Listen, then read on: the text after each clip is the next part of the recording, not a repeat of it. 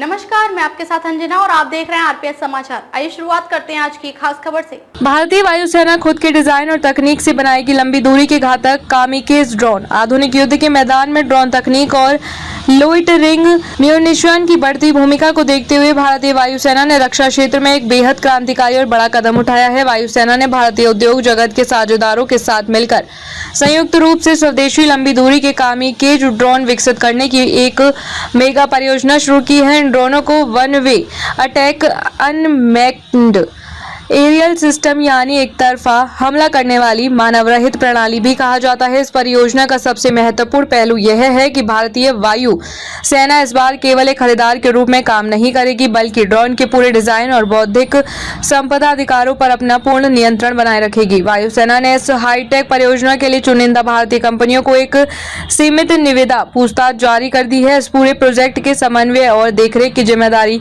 तमिलनाडु के कोयम्बटूर में स्थित वायुसेना के 5 बेस रिपेयर डिपो सुलूर को सौंपी गई है, जो इस परियोजना के लिए मुख्य नोडल एजेंसी के रूप में काम करेगा।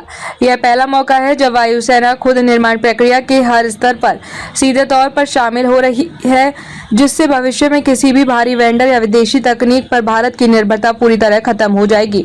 आमतौर पर रक्षा क्षेत्र में होने वाली खरीदारियों में सशस्त्र बल केवल अपनी जरूरतें तय करते हैं और निजी या सरकारी उद्योग उस उत्पाद को विकसित करते हैं, लेकिन इस बार वायुसेना ने अपनी रणनीति पूरी तरह बदल दी है। इस परियोजना के तहत वायुसेना सीधे तौर पर डिजाइन और विकास का प्रक्रिया का हिस्सा बनने जा रही है। डिजाइन का मालिकाना हक खुद के पास होने से वायुसेना को भविष्य में अपनी बदलती परिचालन आवश्यकताओं के अनुसार ड्रोन में कोई भी संशोधन, अपग्रेड या कस्टमाइजेशन करने की पूरी आज़ादी होगी। इसके लिए भारत को किसी विदेशी वेंडर या निजी कंपनी के आगे हाथ नहीं फैलाना पड़ेगा और न ही उनकी वेंडर नियंत्रित तकनीकों के कारण काम रुकेगा। यह रणनीतिक स्वायत्तता युद्ध के समय भारतीय वायुसेना को दुश्मनों के मुकाबले कहीं अधिक तेज और सटीक क्षमता संवर्धन की शक्ति प्रदान करेगी। खबरों में अब तक के लिए बस इतना ही। फिर होगी आपसे मुलाकात कुछ ऐसी खास खबरों के साथ। तब तक के लिए नमस्कार और देखते रहिए आरपीएस समाचार।